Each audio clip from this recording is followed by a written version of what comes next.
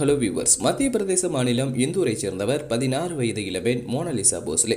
இவரின் தந்தை பாசி மாலைகளை விற்பவர். தற்போது உத்தரப்பிரதேச மாநிலம் பிரயாக்ராஜில் நடைபெறும் கும்பமேளாவில் தந்தையுடன் சென்று மோனாலிசாவும் பாசி மாலைகள் விற்று வந்தார். பார்ப்பதற்கு மயக்கும் கண்களுடன் அழகான சிரிப்புடன் இருக்கும் இவர் அங்கு வரும் பக்தர்களை எளிதாக கவர்ந்தார். மோனாலிசாவின் தன்னம்பிக்கையான பேச்சு, எளிமையான தோற்றம் காண்போரை கவரவே ஏராளமான ஆண்கள் அவரை மொய்க்க தொடங்கினர்.